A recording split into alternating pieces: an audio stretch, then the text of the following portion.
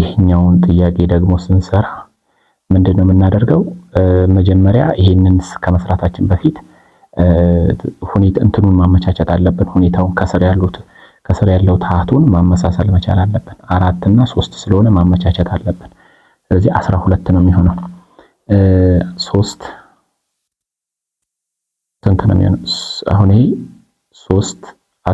3 አራተኛ ከስር 12 እንዲመጣ ይሄንንም በ3 ሶስተኛ መባዛት አለበት። ስለዚህ 9 12ኛ ይሆናል። ቀጣዩ ደግሞ 2 ሶስተኛ ነው። ከስር 12 እንዲመጣ በ4 አራተኛ መባዛት አለበት። ይሄ ደግሞ 8 12ኛ ይሆናል። ይህ ማለት 9 12ኛ ሲቀነስ 8 12ኛ ነው የሚሆነው ማለት ነው። ይህንን ደግሞ እንዴት ነው የምናደርገው? አንድን ሬክታንግል እኩል ስንት ቦታ እንከፍላለን ማለት ነው? 12 ቦታ እንከፍላለን። እኩል 12 ቦታ ከከፈልን በኋላ እዚህ ጋር እንስራ እስቲ። ይሄ ስንት ነው የሚሆነው? 9 12ኛ ሲቀነስ 8 12ኛ ነው ማለት ነው። ስለዚህ ሬክታንግሉን እንሳል። 12 ከተባልን 11 መስመር ነው የምናስቀምጠው። የመጨረሻው 12 ይሞላል። 1 2 3 4 5 8 9 10 11 እንቁጠረው። 1 ቆይ እቺን ነገር ኦኬ እዚህ ጋር 1 2 3 4 5 6 7 8 9 10 11 12 ሆነ ማለት ነው። እርግጠኛ መሆን አለብን እንዳነሳሳት ነው። ከዚህ ውስጥ ስንቱን ነው የምንቀባው ማለት ነው? እዚህ ጋር መጀመሪያ 9 12 9ን እጅ ነው የምንቀባው ማለት ነው አይደለ? 9ን እጅ ከቀባን በኋላ 8ቱን እጅ ደግሞ እንመለሳለን ወደኋላ። እንደዛ ነው አይደለ? ከደረስንበት ደግሞ ወደኋላ እንመለሳለን። እንደፈለግን መስራት እንችላለን። ስለዚህ እዚህ ጋር ስንት እጅ ነው የምንሄደው ማለት ነው? 1 2 3 4 5 6 3 ነው የምንተወው አይደለ? ከዚህ ኦኬ። እንደዚህ ከሆነ በኋላ ምንድነው የምናደርገው? 8 ምድብ ደግሞ ወደኋላ እንሄዳለን ማለት ነው። 8 እንቆጥርና እንቀንሳለን ከላው ላይ 8 ምድብ ወደኋላ እንሄዳለን ማለት ነው ከደረስንበት ላይ። በዚህ አይደለም ያለው። ስለዚህ አንዷን ብቻ ነው የምናስቀረው ማለት ነው። ስለዚህ ይሄኛውን ደግሞ ስንቀባ አሁን 8ቱን ነው የምንቀባው ማለት ነው። እንደዚህ ነው የሚሆነው። 8ቱን ስንቀባ እንደዚህ ነው።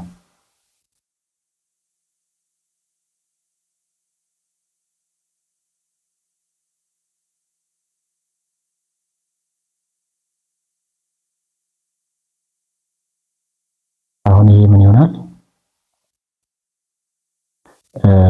ሙሉ ከዚህ እስከዚህ ስንት ነበር? 9 12ኛ። ከዚህ እስከዚህ ደግሞ ወደ ኋላ የተመለሰው 8 12ኛ። ሲቀናነስ ከደረሰበት ወደ ኋላ ደግሞ 8 ምድብ ሲሄድ ስንት ነው የሚቀረው ማለት ነው? ይሄው አንድ ብሎክ ብቻ ነው የሚቀረው። አንዷ ብሎክ ደግሞ 1 12ኛ ነች ማለት ነው። ስለዚህ የዚህ መልስ 1 12ኛ ይሆናል ማለት ነው። እዚህ ጋር እዩ። መጀመሪያ ምን አደረገ? መጀመሪያ አንዱን ብሎክ ይሄው 12 እኩል ቦታ ከፈለው። እያንዳንዱን 1 12ኛ አለው። ከዛ ከመጀመሪያው ተነሳና 9 ምድብ ቀባ። 9 ምድብ ከቀባ በኋላ ከእንደገና ምን አደረገ? ከጀመረበት አንስቶ እስከ 1/8ኛውን ከላው ላይ ቀነሰ። በዚህ መቀነስ ይችላል። ከፈለገ ደግሞ ከዚህም ተነስቶ ወደ ኋላ መቀነስ ይችላል። ስለዚህ እኔ የሚቀናኝ ከደረስኩበት ወደ ኋላ መመለስ ነው። ምክንያቱም 2 ሲቀነስ 1 3 ሲቀነስ 1 ከተባልኩ ከ3 ተነስቼ ነው ወደ ኋላ 1 የሚሄደውና ልክ እንደዛ ነው። እኔ እንደ ቁጥር መስመር ነው እያየሁ ያለሁትና ከሄዳችሁ በኋላ መመለስ ትችላላችሁ፣ ወይም ከዚህ ተነስታችሁ ትሄዱና የተረፋችሁ እንትን የምትሉት እና ይሄንን ይመስላል።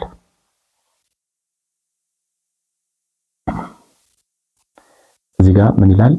ሀለኛና አመርሃማኛ ለና መ ዜሮ መሆን የለባቸውም ከዜሮ። ምክንያቱም እዚህ ጋር ዜሮ ከሆነ ቁጥር ለዜሮ ስለማይካፈል ወይም ደግሞ ፍቺ ስለማይኖረው ማለት ነው። ይሄም ፍቺ የለውም። ፍቺ ስለማይኖረው ምን ይሆናል? ንብብር ቁጥሮች ከሆኑ ይላል እነኚህን ሁለቱን ቁጥሮች ስናቀናንስ እንደዚህ ማድረግ እንችላለን እያለ ነው። ያ ማለት እዚህ ጋር ያሉት ሁለቱ ምልክቶች ከዚህ በፊት አይተናል። እነኚህ ሁለቱ ምልክቶች መጀመሪያ መባዛት አለባቸው። ከተባዙ በኋላ እንደዚህ ኔጌቲቭ መሆናል። እንደዚህ መሆን ይችላል። ሁለቱ አንድ አይነት ናቸው ለማለት ነው። ሌላ ምንም አይደለም። በቃ ይሄ ደግሞ ከዚህ በፊት እስካሁን ስትሰሩበት የነበረው ህግ ነው ማለት ሁለቱን አባስታችሁ ይሄን መልሳችሁ ይሄ እንዴት ሆነ ካላችሁኝ አሁን ይሄን ሁለቱን ታባዛላችሁ አይደል? አሁን 1/2 ሲደመር 1/3 ከሆነ ምን ታደርጋላችሁ? ሁለቱን ታባዛላችሁ። 2 ሲባዛ በ3 ከዛ 6 ነው የሚመጣው። ይሄንን 2 ሲባዛ በ3 ደግሞ መልሳችሁ ለዚህ ታካፍላላችሁ። ለዚህኛው ስታካፍሉት ምን ይሆናል? ይሄው እንደዚህ ሲሆን አያችሁ 2 በ2 ሲጣፋ ስንት ይቀራል ማለት ነው? 3 ይቀራል። ከዛ ይሄንን 3 ደግሞ ከዚህ ጋር ማባዛት እንደማለት ነው። ከዛ 1 ሲባዛ በ3 ይሆናል። ከዛ ሲደመር ከሆነ ሲደመር፣ ሲቀነስ ከሆነ ሲቀነስ። ከዛስ አሁንም ደግሞ 1 ሲባዛ ይሄ 2 ሲባዛ በ3 የሆነው ለማለት 3 ማካፈል 3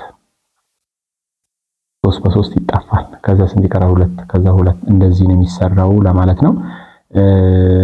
እስካሁን የተጠቀማችሁበት ይሄን መንገድ ስለሆነ ምንም አዲስ ነገር የለም በሚለው እንለፈው።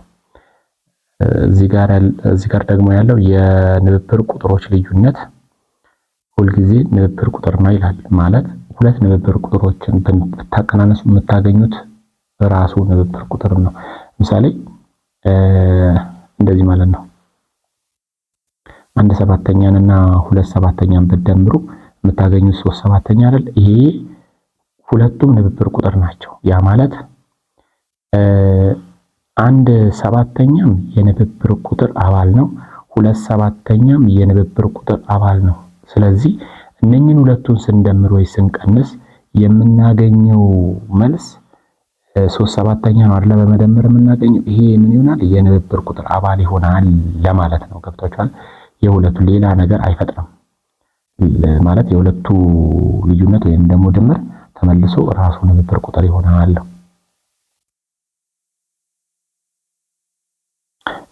ስለዚህ እዚህ ጋር ምን ይላል? ስለዚህ ልና መቀነስ በንብብር ቁጥር ላይ ተግባራዊ ይሆናል ብለን እንገልጻለን። ተግባራዊ ይሆናል ማለት እንግዲህ ሁለት ቁጥሮችን ብናቀናንስ መልሰን የምናገኘው ቁጥር ራሱ ንብብር ቁጥር ከሆነ ተግባራዊ ነው ማለት ነው። መቀነስ የቅይርና የተጣማጅ ጸባይ የለውም ይላል። ይሄ ደግሞ የቅይርና የተጣማጅ ጸባይ ማለት ምን ማለት እንደሆነ ላሳያችሁ። ከዚህ በፊት ታውቁታላችሁ በመደመር፣ አሁን ደግሞ በማቀናነስ የቅይር ማለት እንደዚህ ነው። 2 ሲቀነስ 1 ከተባለ 1 ሲቀነስ 2 ማለት ነው። ይሄ እኩል አይደለም አይደለ? አሁን እነኚህ ሁለቱ እኩል አይደሉም። 2 ሲቀነስ 1 እኩል አይሆንም ከ1 ሲቀነስ 2። ስለዚህ የቅይር ጠባይ የለውም ማለት ነው። ሌላው ደግሞ የተጣማጅ ማለት 3 ሲቀነስ 1 ሲቀነስ 2 ቢባል እና 1 ሲቀነስ 3 ሲቀነስ 2 ቢባል እንደዚህ ይቅርታ፣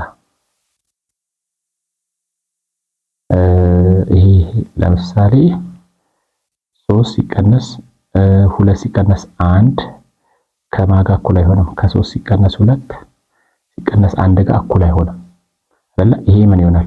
መጀመሪያ ይሄንን ሰርተን ከዛ ከዚህ ላይ ይሄንን እንቀንሳለን ነው አባባሉ። ይሄ ደግሞ መጀመሪያ ይሄንን ሰርተን ከላው ላይ እንቀንሳለን ነው። እኩል አይሆንም ነው። ይሄ ተጣማጅ ይባላል። ስለዚህ ይሄ አሁን እንዴት ነው የሚሆነው? 3 ሲቀነስ ከ2 ላይ 1 ስንት ነው? 1 ነው አይደል? 1 ከዛ ይሄ መልሱ 2 ይሆናል። ይሄኛው ደግሞ ስንት ነው? ከ3 ላይ 2 ስንት ነው? 1 ከ1 ላይ 1 ደግሞ ስንት ነው? 0። ስለዚህ እኩል አይሆንም ማለት ነው። ስለዚህ ሁለቱ መልሶች እኩል አይሆኑም ማለት ነው። ለዛ ነው የተጣማጅ ጸባይ የለውም የምንለው።